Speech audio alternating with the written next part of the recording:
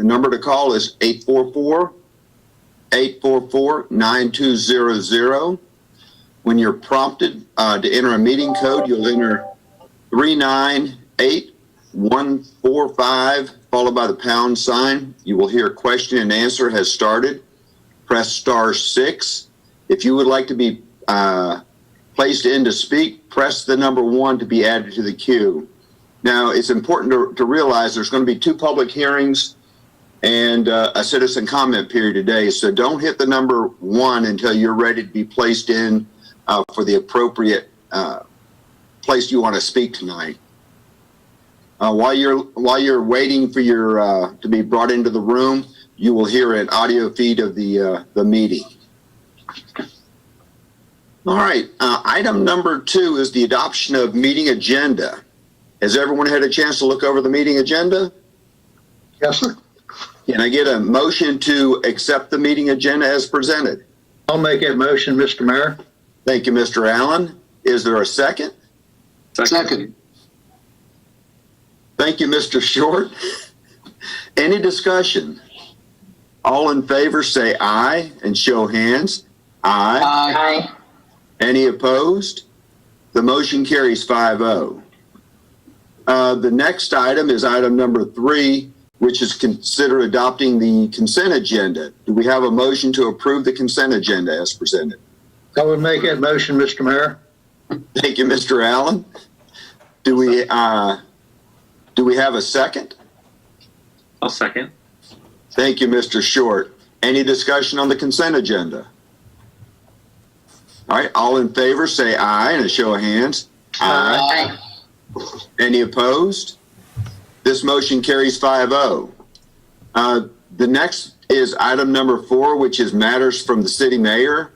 I just want to remind everybody, like I did a few minutes ago, that we've got 2 public hearings tonight. So if you're going to call in to talk about something other than those 2 public hearings, please wait till item number 11 is called. When item number 11 is called, then you can hit the number 1 to be entered into the queue to have public comment. Also want to remind everybody that during public comment period, your time limit is limited to 4 minutes. If you go over the 4 minutes during the public comment period, I'll make an attempt to get you to wind down. If you don't wind down, I've instructed staff to go ahead and mute your mic so we can get on to the next person in line for the public comment period. Item number 5 is matters from council members. Does anyone have anything they would like to share tonight? Mr. Mayor, I'll just interject as another point of clarification for those that may be watching or dialing in for the queue. I've seen some social media post about, I think folks may assume that we were having a vote or a decision of an endorsement of jail expansion this evening.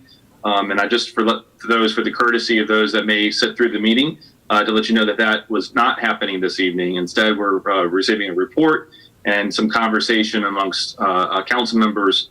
But I know some folks may be under the impression that a decision is being made this evening, and that's not the case. So that's all I have, Mr. Mayor. Thank you, Mr. Short. Dr. Hosser, you got your bi-weekly update? I do. Thank you, Mr. Mayor. The COVID numbers continue to be low around here, which is great. And our vaccination numbers are going up. If you get onto the Virginia Department of Health website, it has been pointed out to me that our graph that had started low last summer and had then increased rapidly through the November, December into January and then peaked, actually looks a lot like the state of Virginia. So that you can imagine that started in far southwest, peak up over Fairfax, and now we're headed back down to the Hampton Roads area. So let's keep it there. Our vaccination rate is very good. If you look again on the Virginia Department of Health website, they have a map. And I'm proud to say that Waynesboro, and I'm just looking it up now to make sure it hasn't changed before I say it, continues to be, on the higher end of vaccine usage. So that is great. That's what's going to get us through this. I think Augusta Health has done a better job. I'm sorry, my clock is chiming. Augusta Health has done a better job of getting people in and out. I know they still had some trouble registering people through the website, but I have had patients and others tell me that if you cannot get on through the website, if you call Augusta Health, they will route you to somebody who can get you an appointment. But it looks like they've got things. By the end of today, they had tomorrow up on the schedule. It was already full, but hopefully they'll be getting Wednesday up there to start scheduling as well. So stay the course, keep getting vaccinated, those who are eligible, and the criteria are on the website.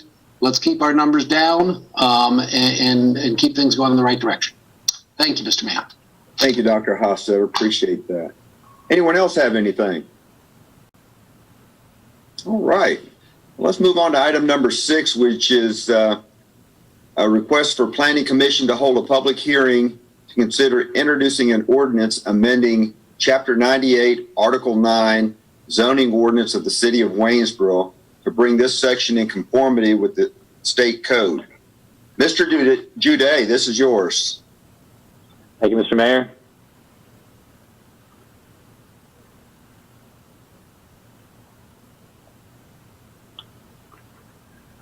The text amendment before you is fairly straightforward. I don't really have a big presentation on it. It's just modifying the language in our enforcement chapter to match state code. So Melissa can probably answer more questions about that than I can. It's a companion to the sign ordinance update that we passed a few months ago, which was also prompted by changes to federal case law. And it also updates and clarifies some of the enforcement penalties. I'll go ahead and pull up the text of the ordinance for you here. Again, much of the changes are just in terms of language, so it just makes it so that it matches the existing state code. In the previous ordinance, we had a whole schedule of fees from $25 up to $150 to $250, depending on whether the offense was willful or not willful each day that it continued. In the modified language, it's simply two stages: $200 for the first notice, $500 for the second notice. And then it also clarifies some language about whether criminal or civil penalties. Zoning violations are civil penalties until they reach $5,000 or more. And then it also removes some language about enforcement of the sign ordinance, which I believe is not in conformance with state code. This came to us, or the language in this was written by Litton and Fife, the city's attorneys, and ensures that we stay in good legal standing. So I will take any questions on this, but I will probably defer you to Melissa for real answers. Mr. Juday, Yes, sir. this, put it in layman's terms for somebody like me that could understand it. If you have a sign out at your business and it's promoting your business, this will allow you to put something else on that sign, correct? I believe that should already be possible under our sign ordinance. I don't think that this chapter should alter what you're really allowed to do. It should just alter the penalties and the enforcement mechanism. But it's just the penalties, but what are the penalties for? What are you violating?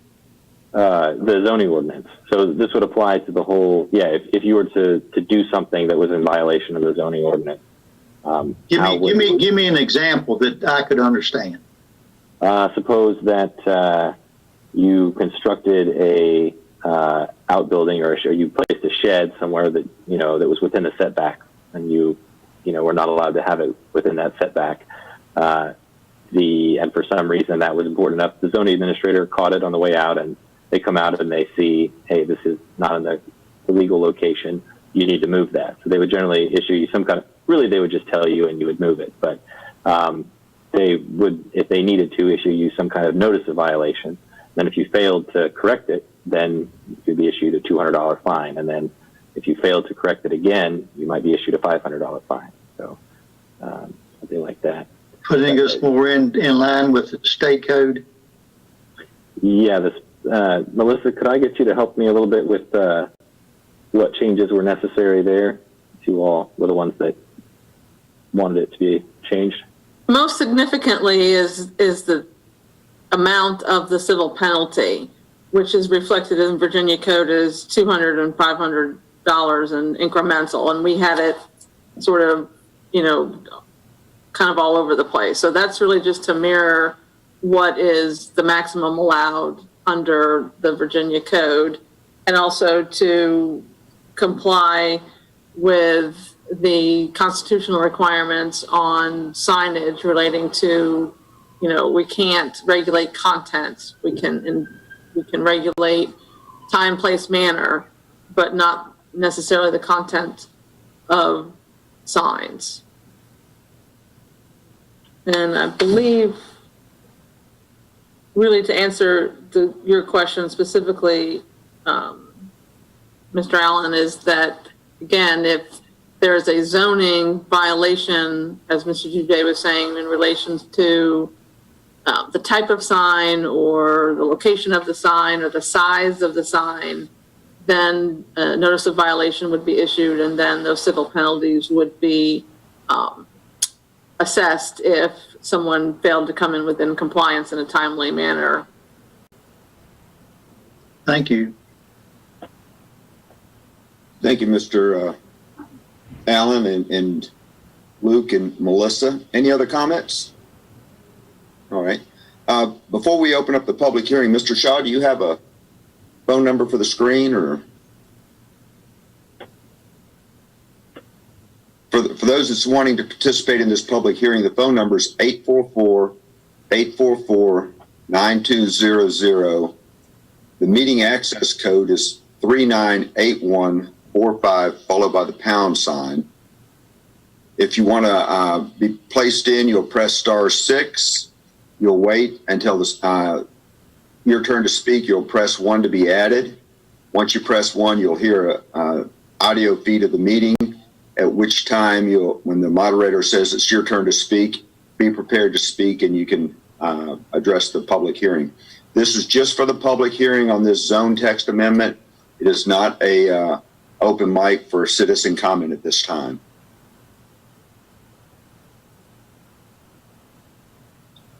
So I hereby open this public meeting. Is there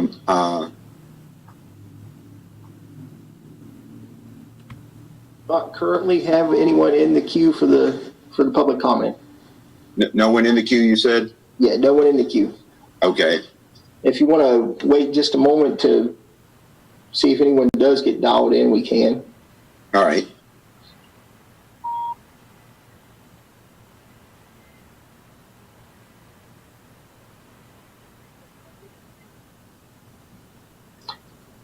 Okay, I believe we're probably good. There's still no one in the queue. Okay. I hereby close this public hearing. Do we have a motion to introduce the ordinance amending Chapter 98, Article 9 of the Code? I will make that motion. Thank you, Dr. Hofstetter. Is there a second? Second. Thank you, Mr. Short. Any discussion? All right, this ordinance has been introduced and discussed and will be added to our consent agenda for the April 12th regular business meeting. Brings us to item number 7. Item number 7 is to hold a public hearing and consider introducing an ordinance to rezone 312 Walnut Avenue, 316 Walnut Avenue, and 325 Walnut Avenue, tax map numbers 45-1-30-37 and 38, 34, 345.1-30, 335 and 36, and then 45-130-5, 6, and 7A. Mr. Jude. Thank you, Mr. Mayor. The requested rezoning tonight is on Walnut Avenue, right off of 11th Street, close to Fishburne Military Academy. Located downtown in the Tree Streets area of the city. Here's a map of the parcels in question. So there's 3 properties comprising 6 different parcels. One of them has a multiplex on it located here on Chestnut Avenue. One has a duplex currently located on Walnut Avenue. And then one is 2 vacant lots located on Walnut Avenue in between a duplex and the chiropractor's office.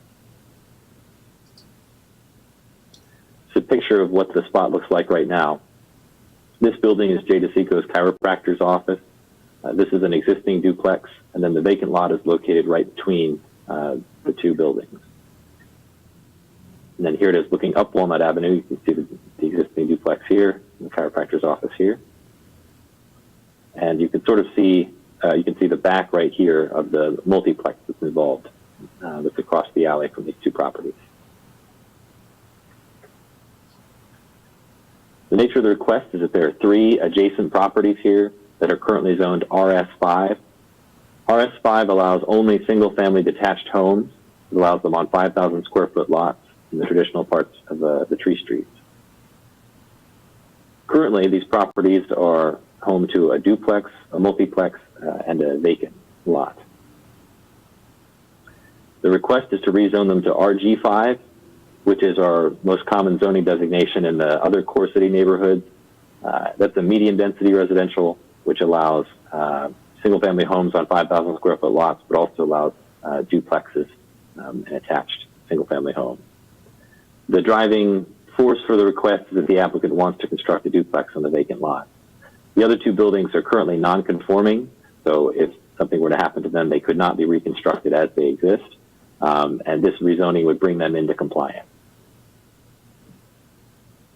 Here's a more detailed zoning map. You can see the Fishburne Military Academy and the J. Rossi building and several houses behind it are all zoned RG5, and it's RG5 on the north side of West 11th Street going out towards Maine. All of these homes are currently RS5, so they allow single-family homes only.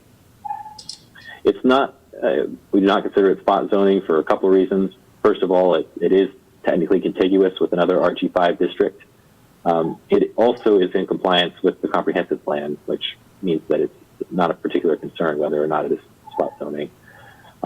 But ideally, you would want more of these properties in the area to eventually be RG5 as well, to match both their current use and the comprehensive plan, and to create a more coherent zone. The applicants provided elevation of what the duplex they intend to construct looks like. It'll be roughly similar to the duplex that's located on the adjacent lot. In terms of whether this is an appropriate rezoning, there's no utility and traffic impacts. This is an infill lot, so everything is already there, just needs to be used, needs to be built on. The adjacent zoning is RS5 with RG5 across Walnut and across 11th Street. I just explained that I do think it's a contiguous zone. I think it makes logical sense. The Chestnut structure that's proposed to be rezoned, that's this property right here, is in the historic district.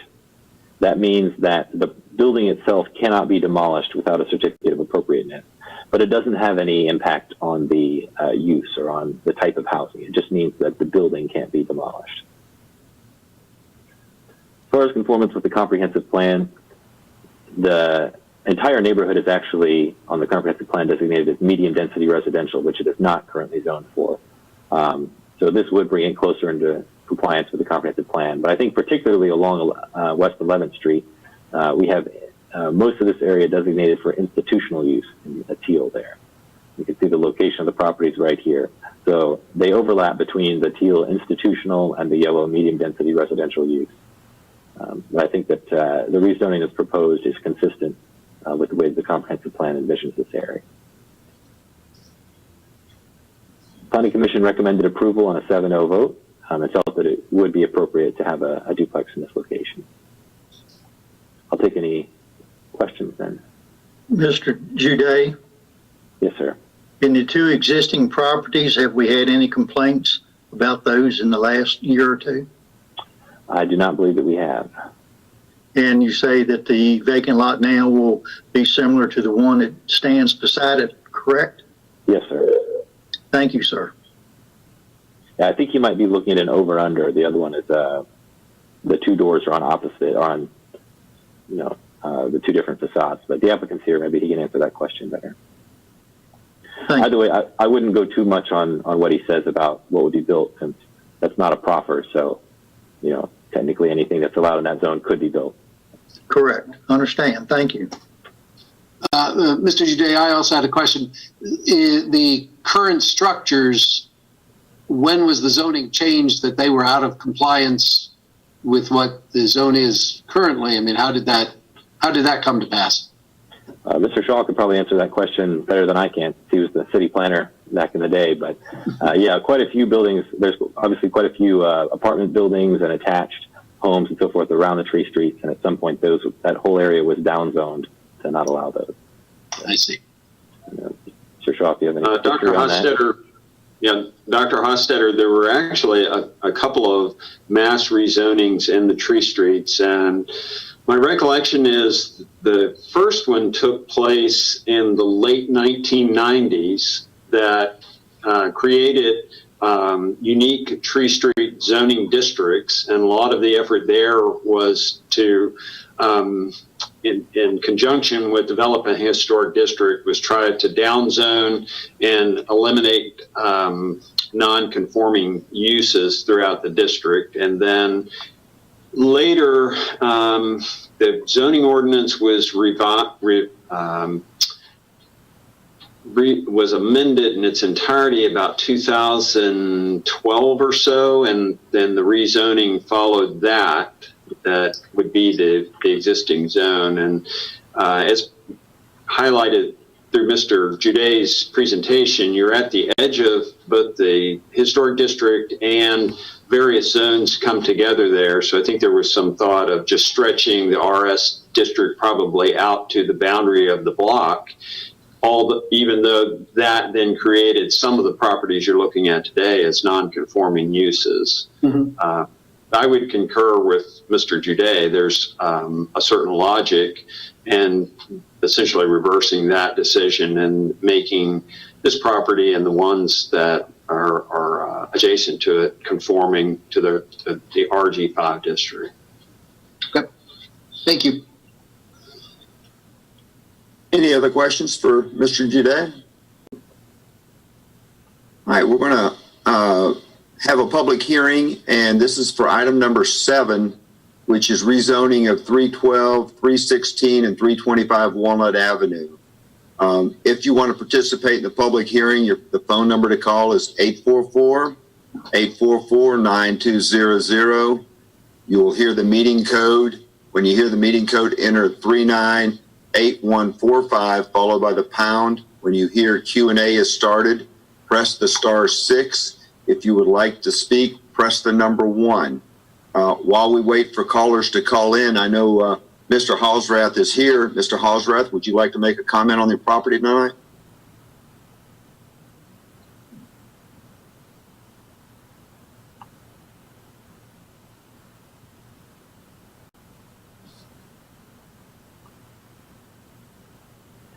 Him.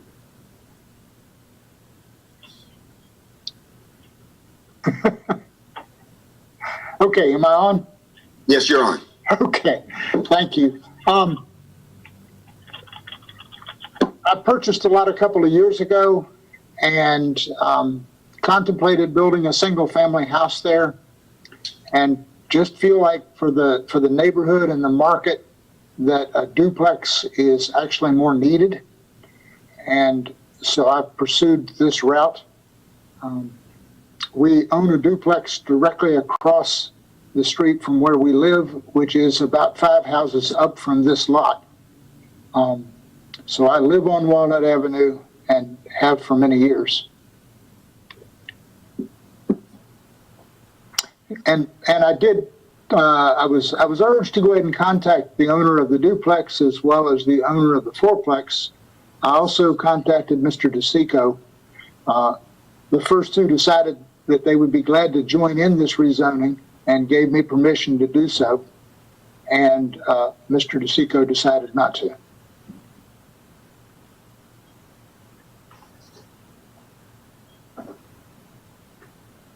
All right, thank you, sir. Anyone on the line, Mr. McCormick or Mr. Shaw? No, we do not have anyone in the queue. Okay. Well, then I hereby close this public hearing and ask if there is a motion. Where did this go? If there's a motion to, I don't kind of lost my place on the page. Excuse me for a second. Is there a motion to rezone 312 Walnut Avenue, 316 Walnut Avenue, and 325 Walnut Avenue? Mr. Mayor, I'd make that motion. Thank you, Mr. Allen. Is there a second? I will second that motion. Thank you, Dr. Hossetter. Any discussion? All right, this motion was introduced and will be carried over to our next meeting, which is April the 12th. And that brings us to item number 8. Item number 8 is to receive a presentation from the Planning Commission's annual report for 2020, and that will be provided by the Chair of the Planning Commission, Ms. Shannon Boyle. Ms. Boyle, I turn the floor over to you, ma'am.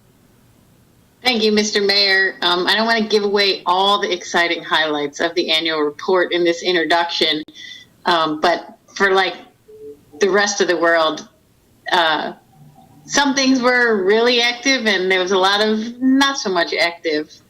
One of the most interesting things we did was develop a new zone, MXB, which we think will be particularly suitable to the basic city area in making it more appealing to new business. We also had some big plans for the Port Republic Neighborhood Plan, got everything in line, and they're kind of on hold because of COVID. And staff worked really hard on the Smart Scale grants, and we scored really well. So you need to read the report, and thank you very much.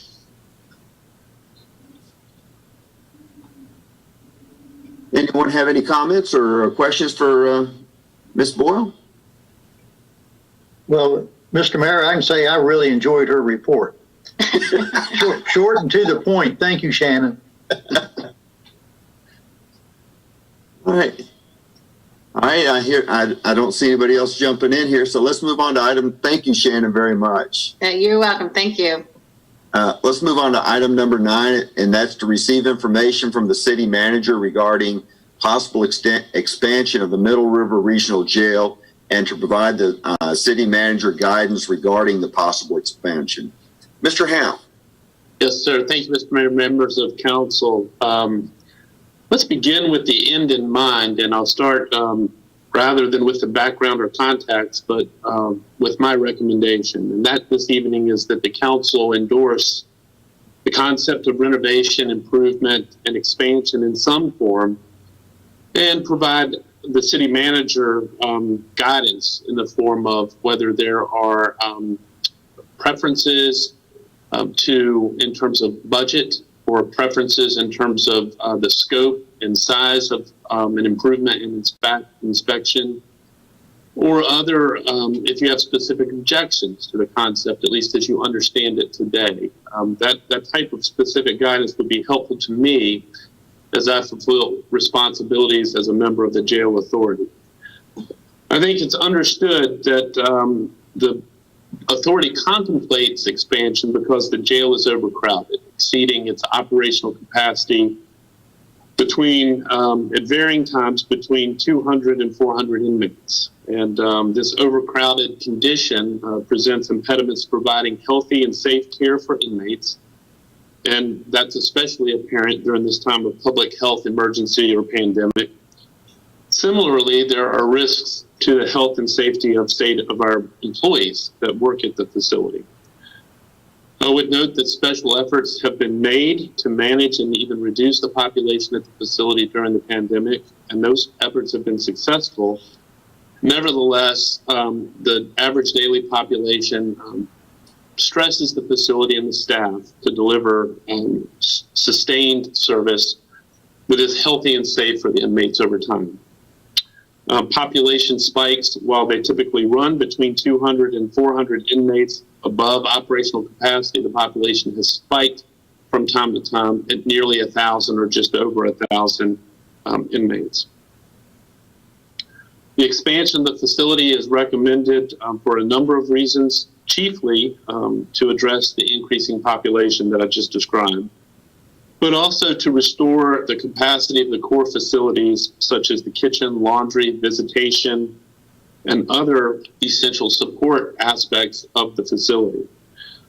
Additionally, the expansion and renovation endeavors to improve diversity of housing options available to facilitate classification, segregation, and other program needs that require a more diverse menu of housing options at the facility. While the need to expand the jail, at least in my view as a parent, I understand as well that the decision whether to expand the jail is difficult and complex, primarily for two reasons. One is expansion is expensive, and those public funds that would be required to accomplish the expansion will compete with other mandated requirements of local government, programmatic preferences of local government, and other service and project needs at local government. So the proposition of investing significant money into a jail expansion is difficult because it forces the locality, and more specifically the manager and the elected body, to prioritize needs and preferences at the local level. Secondly, the decision is complex and difficult because, as we have heard from interested community members, there are members in the community who believe there are preferable alternatives to incarceration, and that we as a region or a community ought to invest more funds in mental health services, substance abuse services, diversion and parole programs or probation programs, all of which deliver programs alternative to incarceration that are either punitive in nature or somewhat punitive in nature, or more often rehabilitative in nature, as a preference to incarceration. And I would have to say, I tend to agree as a manager. I would prefer healthier options to incarceration, but for reasons that I'll go into in a moment, I think it's impossible to ignore expansion as a need at this time. As an authority member, I have a responsibility to oversee the facility and its safe and compliant operation, as well as its operation in a fiscally responsible manner. And in that regard, I look at expansion and see it as a necessary solution to a problem of overcrowding and the lack of program diversity at the facility that is highlighted by the public health emergency. As a city manager, again, I also recognize that healthier options ought to be better supported in our community. But I have to say, in all candor, it's uncertain to me, and I think uncertain to my colleagues, whether or not additional investment in diversion programs will immediately deliver sufficient diversion to mitigate the population problem that we have currently at the facility. If you think about the criminal justice system or our society as a whole in a linear fashion, a linear illustration, if you will, on the beginning end, on one end, you have the legislature, which enacts legislation and laws that from time to time are violated by members of society. You have criminal law enforcement agencies that are charged with enforcing law, investigating crime. You have prosecutors who have to determine whether or not the law enforcement agencies have done an adequate job and whether there are legitimate and bona fide charges to be brought against an individual. You have jurors and judges who then determine guilt or innocence, and if guilt, associated punitive penalties. Then you also have in the intervening between judges and juries and ultimately the jail facility, various community agencies such as mental health and substance abuse prevention agencies, mental health fostering agencies. You have programs like Valley Alcohol Safety Awareness Programs, which have rehabilitative and diversion elements included in them. You have the Blue Ridge Criminal Justice Board or Blue Ridge Criminal Justice Services, which have terrific and robust diversion programs. And some have observed that even by other standards, the Valley has a robust and strong, healthy element in our community. aimed at rehabilitating folks who have mental health issues or mental health diagnoses or substance abuse and addiction problems, or have otherwise encountered the criminal justice system generally. And so I think if you contemplate alternatives to incarceration, our region, our community starts from a pretty healthy and strong position. But again, I think an honest assessment is that it's uncertain what additional investment is required and what additional diversion might be achieved. At present, we have an overcrowding issue at the jail. And again, it's my recommendation that the council endorse a project of expansion in some form to include improvement, rehabilitation, renewal of some of those core features. If council is unable to furnish that type of guidance at this time, it would be helpful to me to hear what additional data, information, or resource the council requires to form an informed opinion about the prospect of expanding the jail, whether that's financial data, whether it's more data about the criminal justice system in our community, or whether it's more data about the operation and performance of the facility itself, the Middle River Regional Jail. So that's my presentation tonight. The item appears on the agenda at the request of a council member to, I think, prompt conversation among the elected body. And again, I could benefit from some guidance or information requests that would help facilitate your work. Happy to answer any questions you may have. Mr. Ham. Yes, sir. Well, in our conversation today, we discussed about us keeping state prisoners here that should have already been moved into state facility units. And you was explaining to me how when we first heard the thing of where they're only paying $12 a month for somebody it costs $57, that was not a true fact of everything incorporated into it.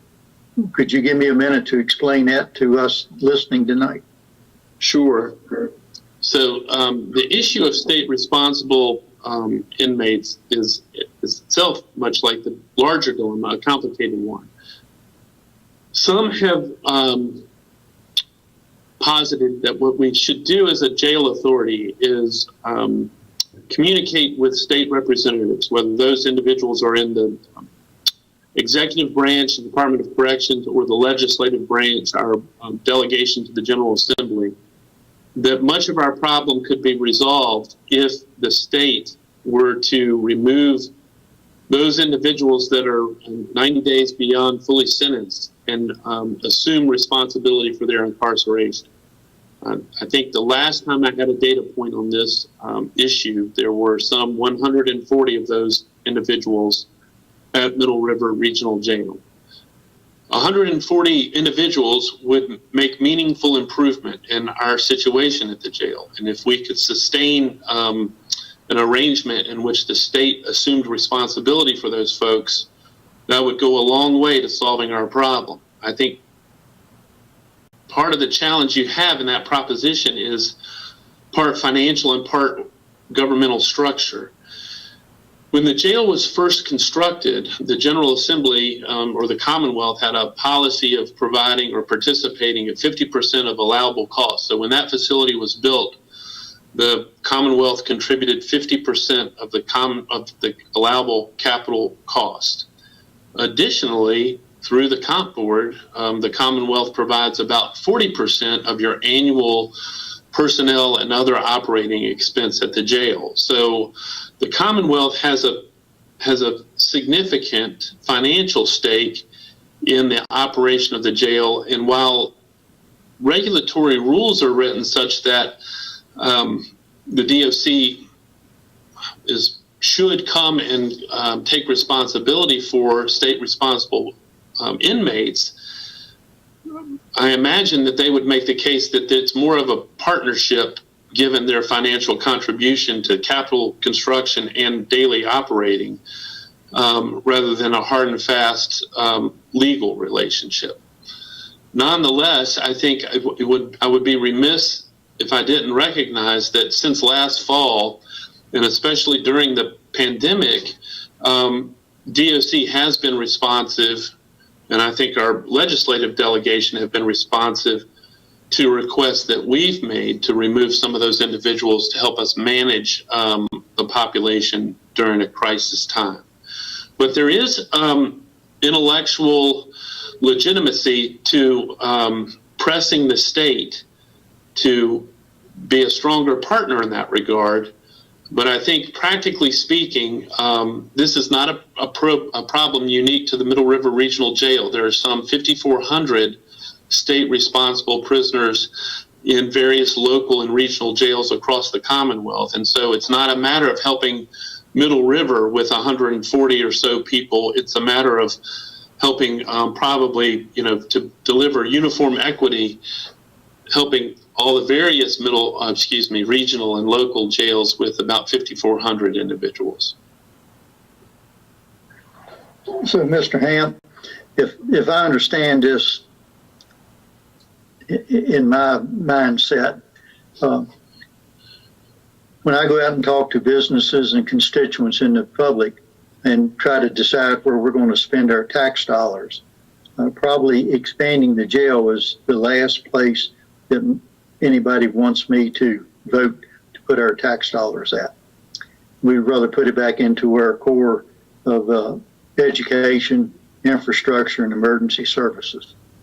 But I also hear you telling us that we have somewhat of a dangerous situation at the jail with overcrowding for our staff, for the inmates, and for the people that gives the services within the jail. Is that correct? Well, not to put too fine a point on it, I don't think I used the word dangerous, but if I did, it probably is not inappropriate. So I think that you have a facility that is stressed from a space standpoint, and you have a staff that are stressed, and I think they've done remarkable work to maintain the operation of that facility in a compliant manner that keeps inmates and themselves safe. But I think as those conditions persist over time, it becomes more and more likely that eventually we will have an incident that is attributable to the conditions at the jail for which the authority, and perhaps to a lesser extent the member jurisdictions, will have to be held accountable and responsible. I would say this too, as you reflecting on your comment regarding constituents, local governments find themselves confronted with an obligation to fund things that they simply have a duty to fund. That when folks are elected to local service, it's not a job exclusively about preference. There are a host of responsibilities that you inherit and cannot ignore, and operating a jail is among them. And so I think, tying back to my comments about the linear illustration, I think the conversation about alternatives to incarceration need to be expanded to General Assembly members and beyond, because I don't think even the local jurisdictions can muster the financial power or sort of the social reform momentum that has to occur in order to really achieve an appreciable reduction in incarceration, at least in the region. So from my understanding, from being retired from law enforcement, it's not up to us locally who goes to jail and who does not. That's up to our legislators and our judicial system. So if the people and all the phone calls and emails that I'm receiving in reference to ways to reduce population, those calls have to be elevated up to our state elected officials and legislators, correct? That's correct. The superintendent points out that we don't have any, or that the jail doesn't have any discretion about who enters its custody, nor does it have discretion about who leaves its custody. So the efforts that have been made to reduce population through home electronic monitoring, probation, and other diversion programs are achieved through a cooperative relationship between the jail and the prosecutors and the other agencies that are needed to support those folks who are released from incarceration. And from the start of this discussion about the jail, I think all the information that I've received here locally, Waynesboro is doing its best to try to relieve the option of sending somebody to jail or giving them other alternatives, correct? I would say we're doing very, very well. That I've had folks observe to me that we have in place in some form in the region, in the Saul region, we have a DUI court, we have a drug court. Trying to think of some of the other specific programs that we have in place that are intended to hold folks accountable, but furnish an alternative to immediate incarceration where some offenses are involved. But again, that's a credit to the prosecutors, our judges, and other support agencies, because those programs are not achievable if you encounter an individual that has a philosophical opposition to that. So I think our prosecutors deserve credit for their openness to those programs. Our localities deserve credit for their support of various programs. And I think that we're well positioned to be to make improvement on where what we've achieved thus far. But I think at the end of the day, we have a space problem at the jail that is difficult for me individually to foresee a immediate solution that doesn't involve some expansion of the physical plant.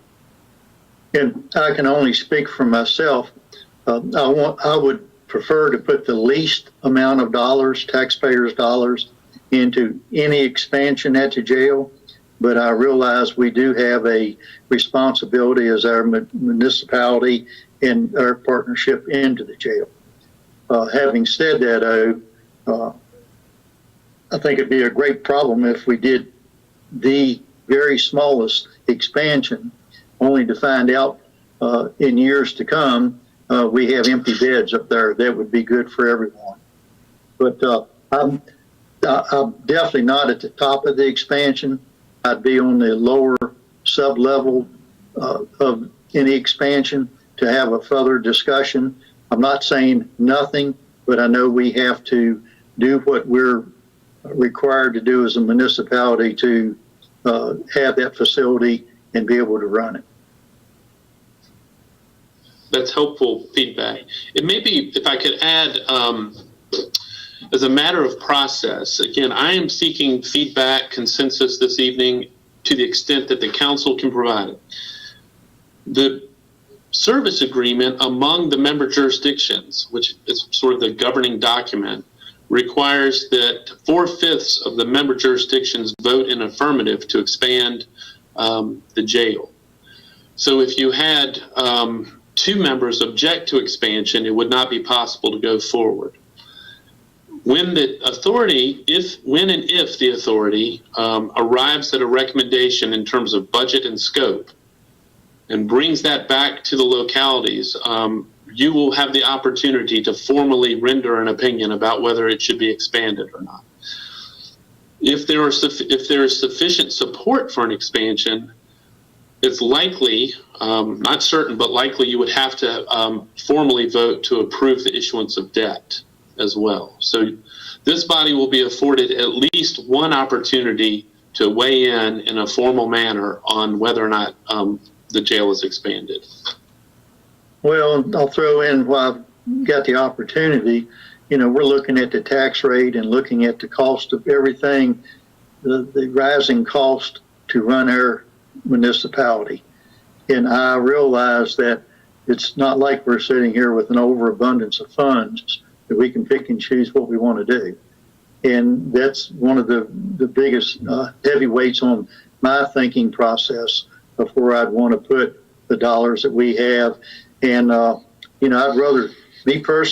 I'd rather put our tax dollars to productive citizens that's trying to make our community a better place to live than to the place of the people that are non-productive. Mike, thank you for those comments. There's a lot to unpack there. And I would certainly appreciate your perspective. I mean, I don't know how many jail board meetings you all have on a yearly basis, but I imagine it's, more than once or twice, right?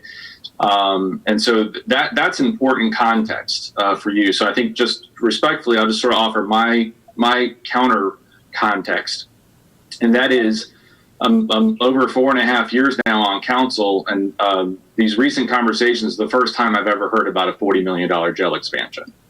So, and I recognize that it's certainly been prompted by COVID, but I also think that we've collectively as a region have not been very strong advocates to any measure to, while I think we've done a fairly good job perhaps of sharing with our local delegation, our Richmond delegation, of the interest to assist us with a 25% match on expansion, I don't think we've done a particularly good job of asking them to come get their prisoners.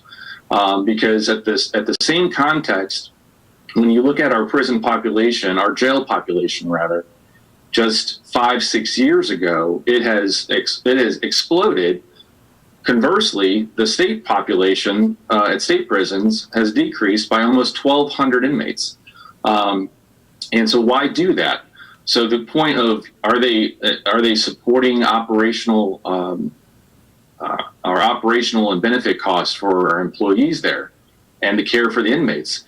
Yes, but have they increased it by 1/3 since our jail population has increased? I mean, I've heard averages and read different averages from the superintendent's different presentations to different communities. Those ranges, because everybody's kind of asking the same questions we are, have ranged from anywhere from 120, as low as 120 daily population, to as high as 190. So at just 150 over a decade, and a 12-13% apportionment of what the Waynesboro contribution would be, that's about $3 million that we're applying to subsidize state prisoners. And I would also offer that I appreciated Ms. Michelson's email correspondence where she succinctly, if you provide every member of council an assessment of code and how that has sort of worked its way through. And I find it, I think, rather insulting that the director of corrections has been given additional privileges to essentially hold off transferring those inmates indefinitely, really.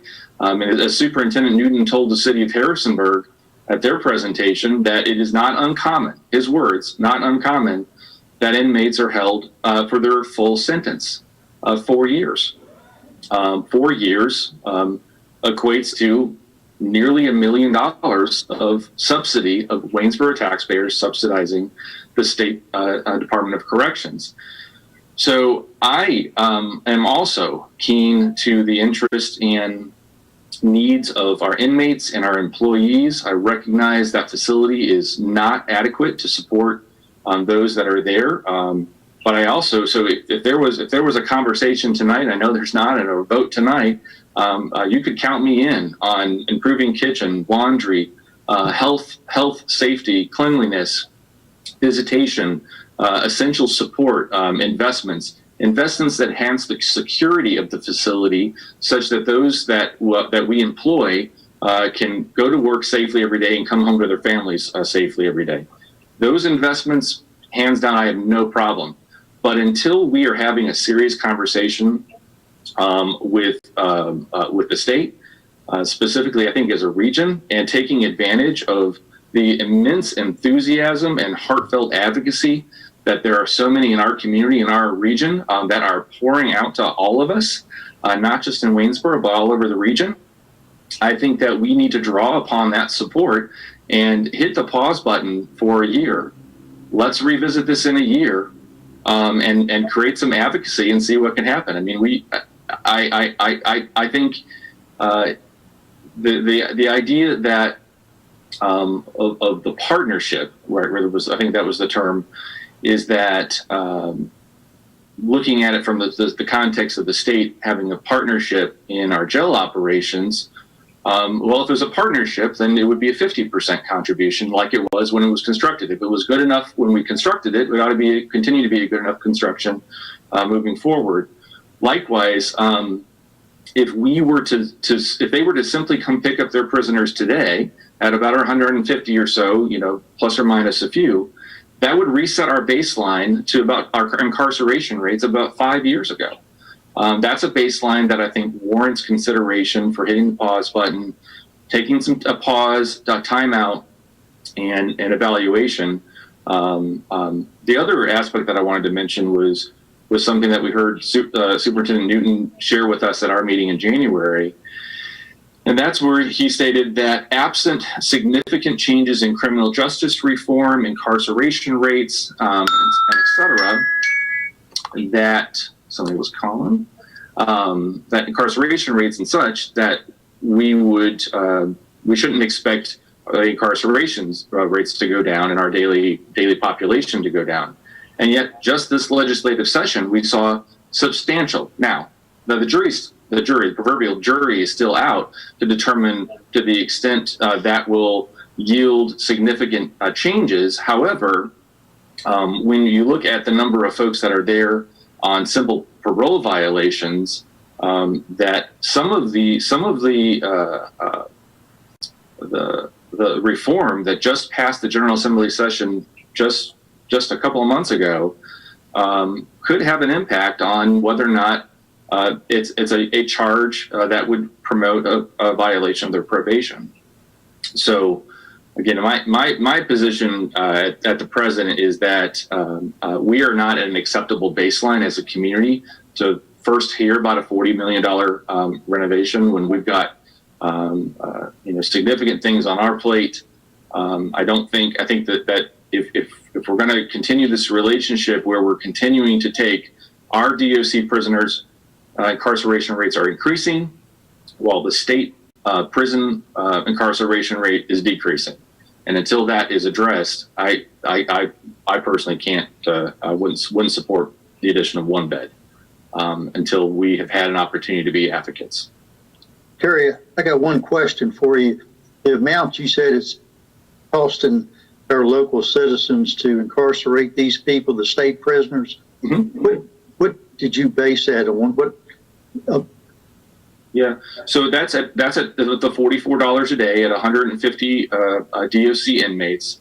So as of today's date, that's $62,500. Where'd you get to $44 a day?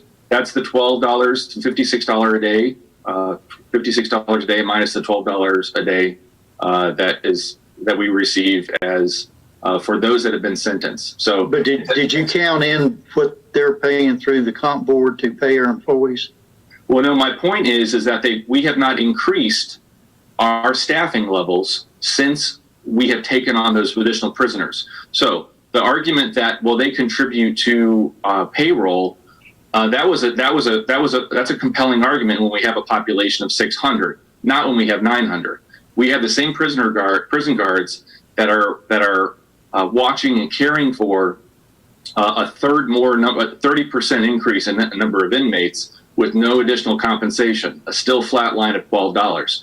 If they were actually assessed, if we were actually receiving a benefit, and if they were addressing this 30% increase in incarceration of their prisoners, that $12 should be broken out and go higher.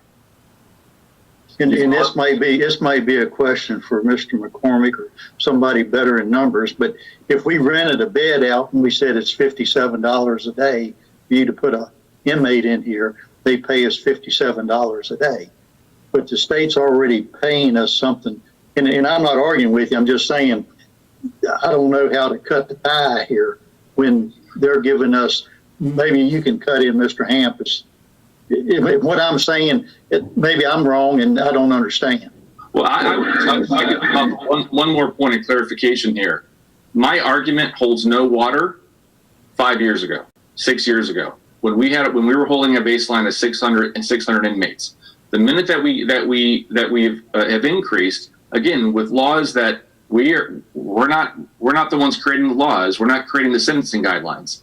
That rate has not gone up. us over the last 6 years, even though our daily population of state and prisoners has increased. Okay.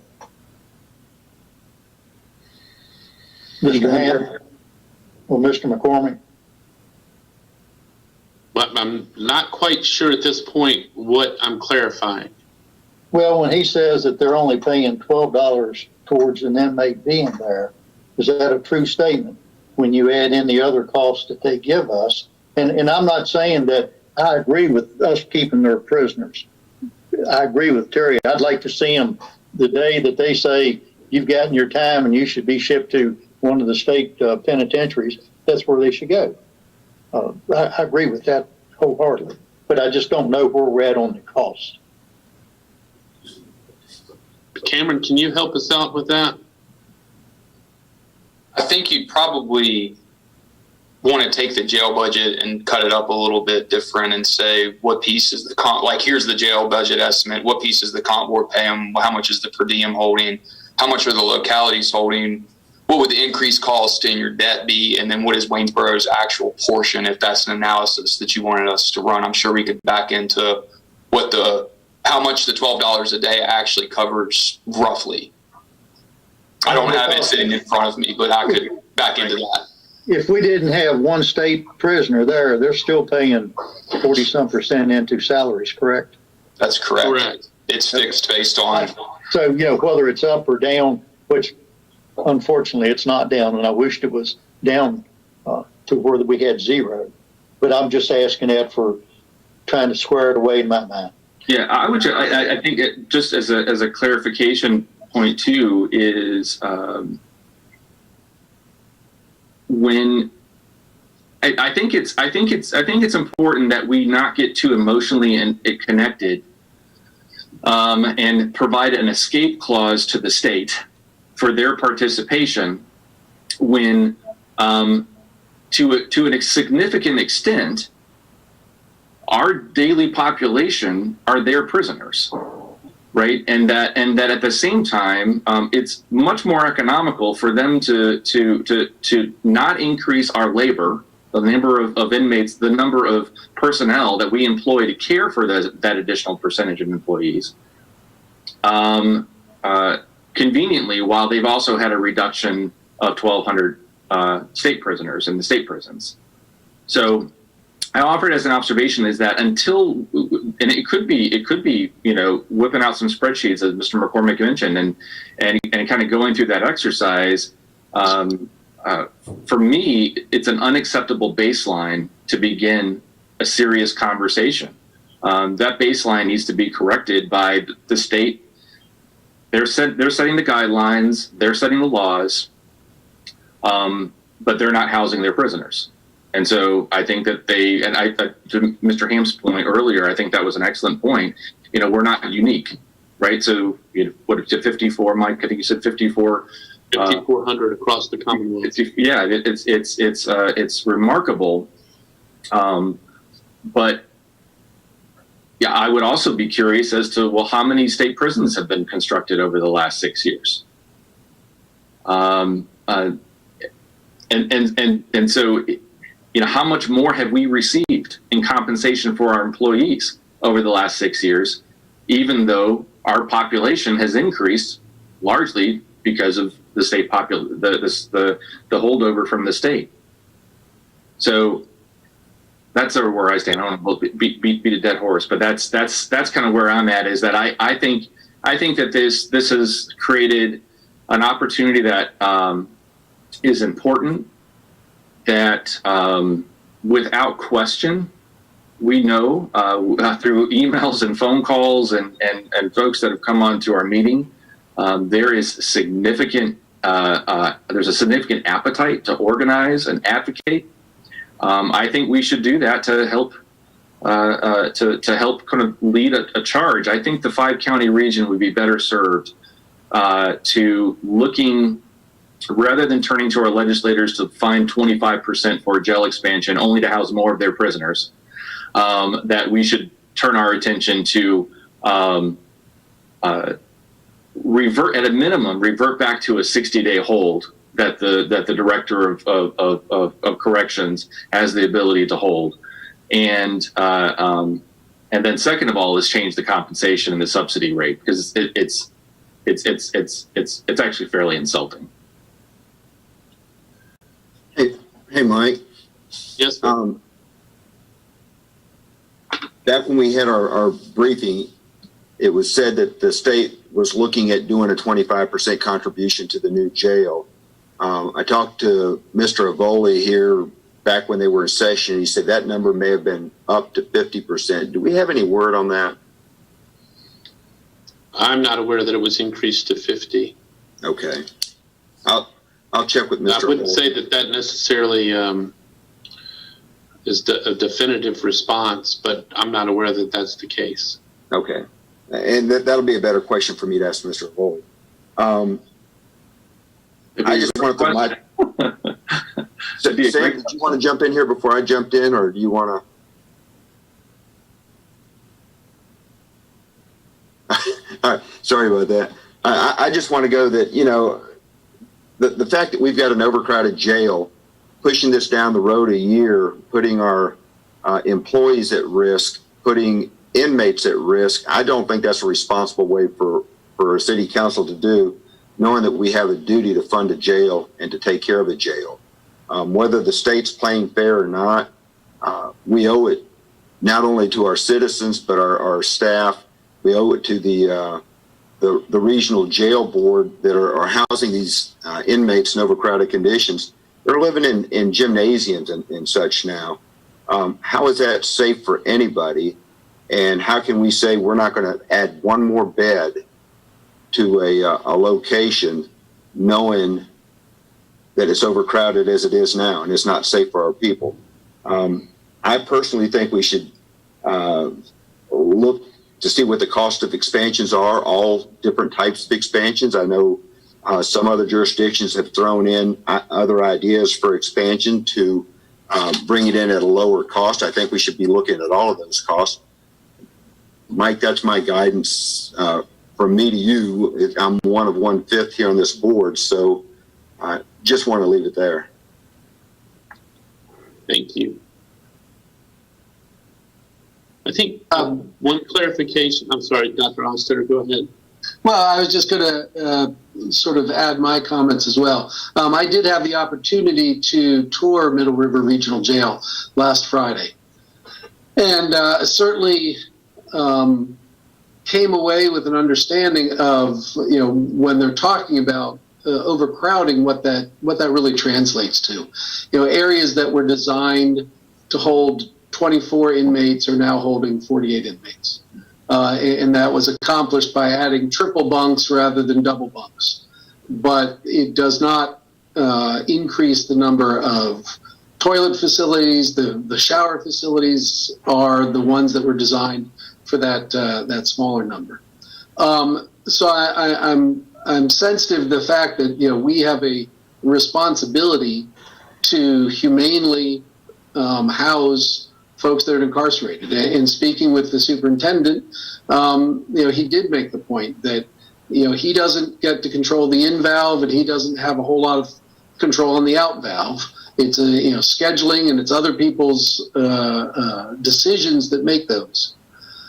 But what it's also clear to me is that we really don't have our head wrapped around this issue. You know, that we're talking about a lot of different things that we say, well, it's sort of this way, but maybe it's that way. You know, maybe it's the state should be doing more, but actually they're giving us lots of money. So I am also of the mind that I'm not ready to vote for an expansion until I have a better understanding of what those options are. And, you know, in reading some of the literature on criminal justice reform, trying to find some of the other things that other cities, other communities have found to lower their incarceration rate. I am not confident that that's going to address all the problems, but I think there's lots that we need to be able to look at and see what we can do before we go towards this. Now, as Mr. Short said, there seems to be suddenly an urgency, and it sounds like the facility has been overcrowded for a number of years. And so I'm still trying to understand what became urgent.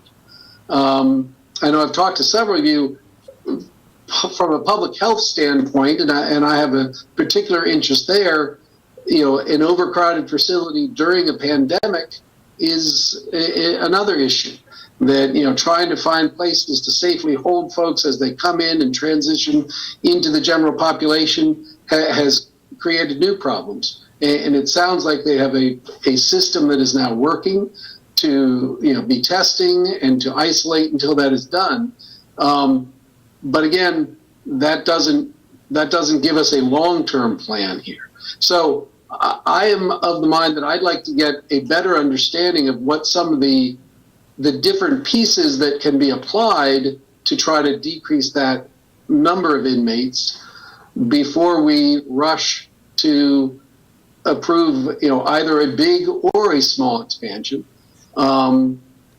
Because I just don't feel confident in how we're deriving those numbers and those estimates when, you know, I think we don't have a great understanding what that state component is going to be in terms of how many folks are going to be left there for how long, and then also what we can do to try to keep the folks from getting there in the first place.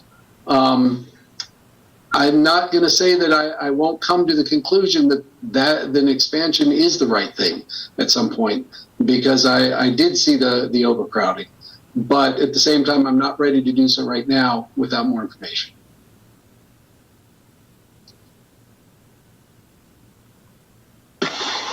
Mr. Mayor, and Mr. Hamp, I'd like to also add that I'm kind of the same mindset of Dr. Houstetter and Mr. Short at this point. I feel like we should probably just give this a little bit more time, get a little more information before we rush to any type of expansion decision right now. There's a lot going on with the legislator as far as laws that could possibly and potentially change some of the incarceration rates and possibly even reduce them. And I also agree with Mr. Short with what he said. We need to have a conversation with the legislator of Virginia and see what we can do to get the states to be more responsible in taking their inmates. So I'm just going to leave it there and say that I kind of agree with both Dr. Houstetter and Mr. Short at this time, and felt we'd be better served waiting another year and then revisiting this.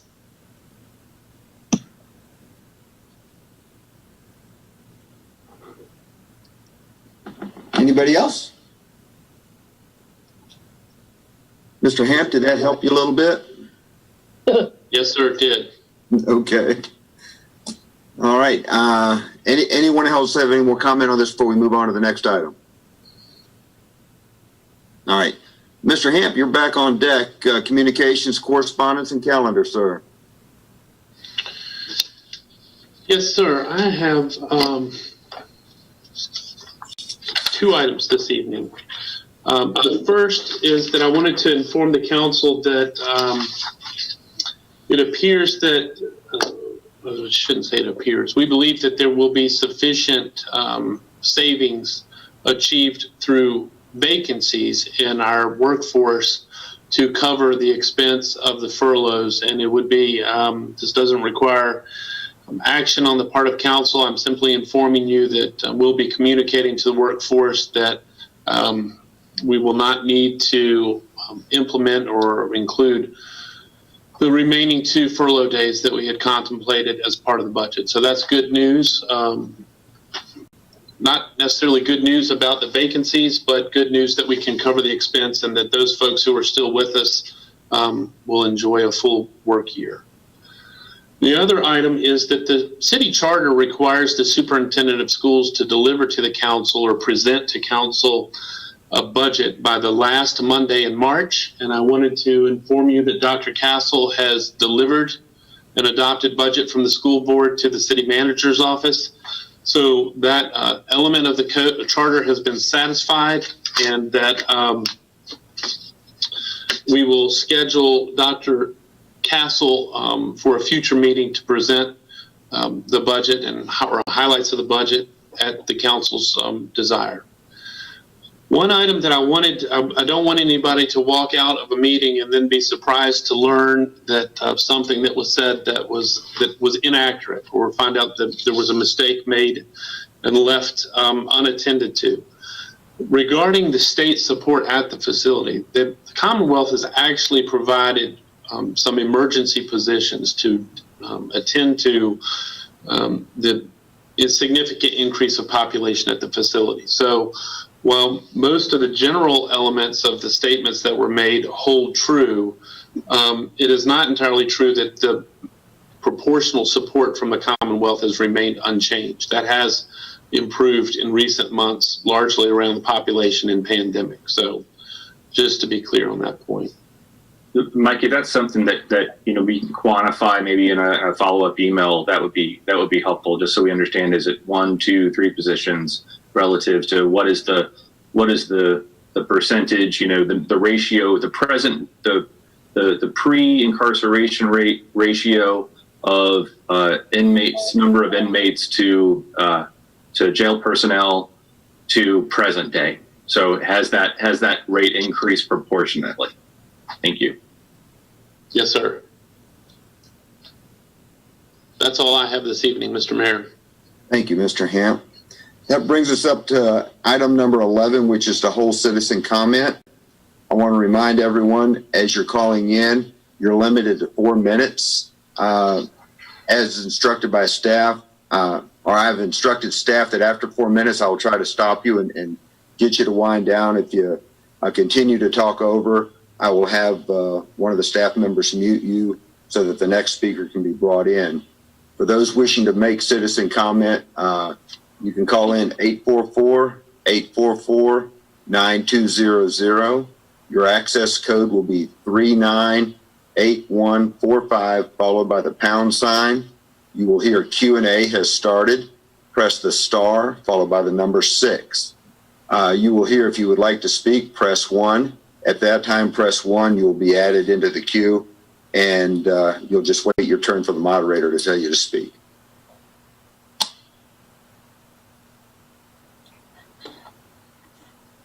Mr. Mayor, there's no one in the queue currently, but we'll give it just a couple minutes to let people get dialed in if they wish. Okay, thank you.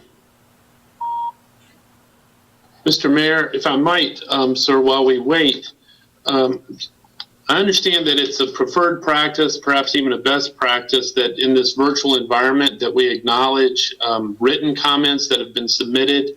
And so I think I need to help the council make sure that we stay in a good habit of doing that. And if it's acceptable to you, I have about a dozen written comments that I'll acknowledge and just summarize most succinctly, if that's okay. Yes, sir. Thank you, Mr. Hamp. Okay. So Natalie Stickle of Richmond, Virginia, opposes the jail expansion. Kathleen Temple, Rockingham, Virginia, opposes the expansion and encourages alternatives to incarceration. Douglas Graebner of Charlottesville, Virginia, opposes expansion. Glenn Thomas, Harrisonburg, Virginia, opposes expansion. Joyce Coleman, Waynesboro, Virginia, opposes expansion. Sarah Gorman, Harrisonburg, Virginia, opposes expansion. Jenna Bryant, Harrisonburg, Virginia, opposes expansion. Katie Crawley, Harrisonburg, Virginia, opposes expansion. Sharon Van Name, Waynesboro, Virginia, opposes expansion. Taylor Evans opposes expansion. Taylor's from Harrisonburg, Virginia. Quentin Peterson, Harrisonburg, Virginia, opposes expansion. Kathy Yoder, Harrisonburg, Virginia, opposes expansion. And that's it. And again, that's a very succinct summary. A number of those individuals articulate support for other community programs, and some of the individuals simply express and communicate opposition to expanding the facility. Thank you, Mr. Hamp. Yes, sir. Anyone calling yet? Yes, we do have a couple on the line. I'm going to start the Q&A session now. Okay, thank you. Q&A session has started. Hello? I believe it'll take just a moment for them to get through the process.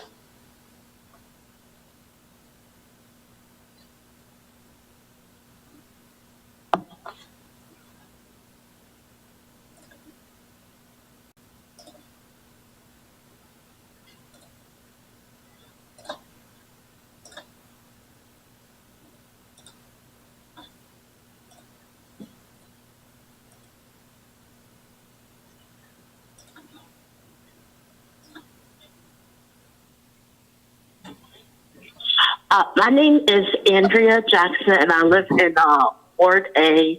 I just wanted to say thank you to Dr. Sam Hossetter and Terry Short for meeting with us and getting feedback from different constituents in their area, and also with my council person, Lana Williams. And I wanted to say thank you for them for wanting to explore more options than just an expansion. And I also just wanted to say that even though I do understand, and we all understand, that we don't want anyone, even the inmates or the guards, to be unsafe, and that there does need to be renovation to the jail. There does not have to be an expansion, you know what I mean, where it's morbid, you know what I mean? And we have to understand is that why is our, city manager or city council people wanting to supply the prison industrial complex? And then how are we going to supply this with tax money? Because we don't have money as it is to do the daily necessities. And so how do you explain to the citizens of Waynesboro that y'all don't even want to, I understand, and don't get me wrong, y'all have invested in the education, and, now it has been a recent increase because of the state that our teachers are getting things, but because there's been such a lack, you know what I mean, that there is problems. That there's plenty of issues and plenty of things that's wrong with Waynesboro that this money can go to. So I'm just wondering, how are y'all going to explain that? And then on top of that, because a lot of y'all don't want to raise taxes, how are y'all going to explain to the constituents that voted y'all in because y'all keep taxes low, that you want to raise taxes to expand the jail? I just don't understand how this benefits, the community.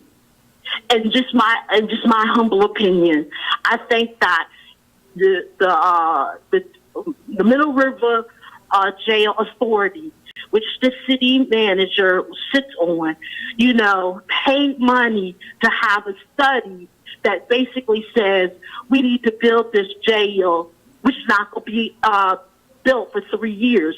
So how is it even going to solve any problems anytime soon? That's going to, that just says that people is going to, be committing more crimes. Why can't we invest, what I mean? Instead of investing $40 billion on this one study, why don't we pay money and also, look at the alternatives and say, okay, what are the alternatives? What do they say? Will we save more money with that? And then you come back and you say, oh, okay, well, if the, expanding the jail is the way to go, that's the way to go. But I don't understand why that's just it, and why we listening to the superintendent, why he's the authority of all 5 things. Of course he want to expand the jail because it's no money. And we got to keep it real. That y'all making money off of these prisoners. It is not right, yo. It is not right. And then when they get out, they don't got no opportunity. So we have to be very clear that when you have more prisoners, the prisoner industrial complex is making more money. And I'm very, very, disturbed that the city manager, gave that speech. Very disturbed. Hey, Miss Jackson? Miss That's Jackson, fine. your 4 minutes are up. All righty. Thank you. Y'all have a wonderful night. Thank you.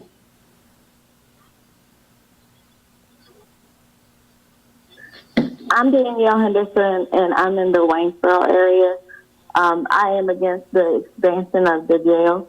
Again, I think our tax dollars should go to our children. I think that y'all expanding the jail is basically setting our future children up to go into the jail. And I think one thing we need to ask is, how long do you expect for the inmates that are in there to be in there and incarcerated? I know they're not going to be there forever, so you're going to have to, I think you need to work with the state before thinking about expanding a jail. And most of y'all want to wait a year to figure out if you want to expand it. What are y'all going to do within that year? Are you going to work with the community to try to get it right so that we don't have as many people getting incarcerated? Or are we going to lock more people up so that within that year you're going to be like, oh, well, we do need to expand the jail because we have more people in jail now. So I do realize that this is the money thing that's going on with having so many inmates, and it's not right. And I think we need to think about what we need to do within the community rather than taking the easy way out and taking tax dollars that people really don't have to expand the jail. That's all I have to say. Thank you. Thank you very much. So I do realize that this is the money thing. Hey, ma'am. Hey, ma'am. Hey, ma'am. We need to think about what we need to do within the community rather than taking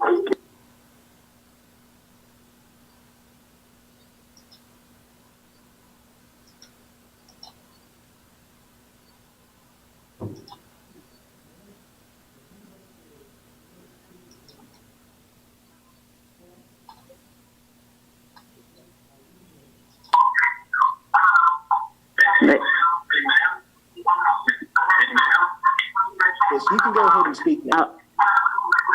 I'm sorry. I'm hearing someone else right now. Oh, I can't. Okay, I see. All right. Can y'all hear me? We can hear you now. Okay, great. All right. So I do have a question for Mike Camp. I heard that you said. Ma'am. Hello? Yeah, ma'am, we don't answer questions during citizen comment. This is your opportunity to make a comment and we can reflect on it and get back with you with an answer.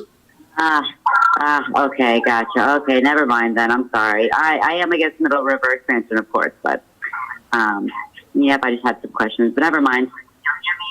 Okay, thank you. Okay.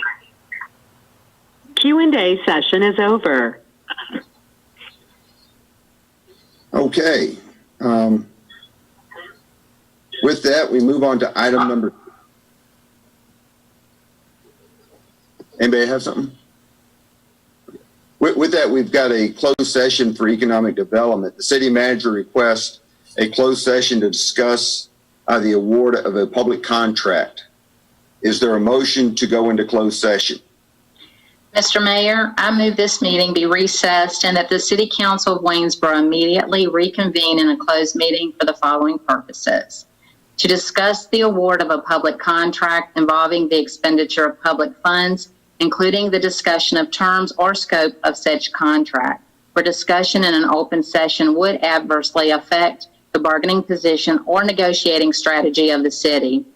As authorized by Section 2.2-3711A 29 of the State Code, the subject matter of the meeting is the Marketplace 1930 Rosser Avenue, Waynesboro, Virginia.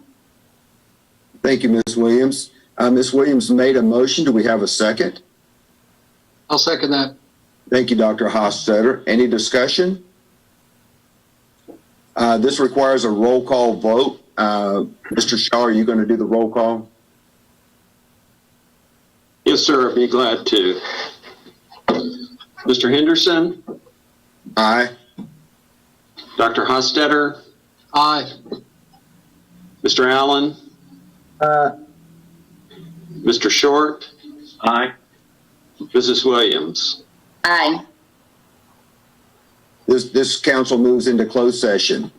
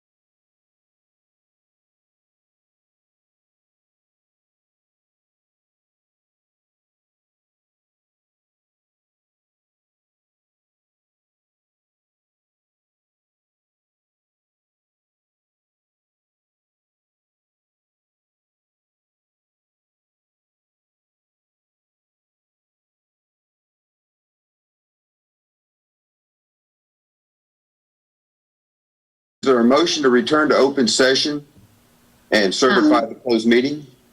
Mr. Mayor, I move to adopt the following certification resolution. Whereas the City Council of Waynesboro has convened a closed meeting on this date pursuant to the affirmative recorded vote and in accordance with the provisions of the Virginia Freedom of Information Act, and whereas Section 2.2-3712 of the Code of Virginia requires certification by this City Council that such closed meeting was conducted in conformity with Virginia law.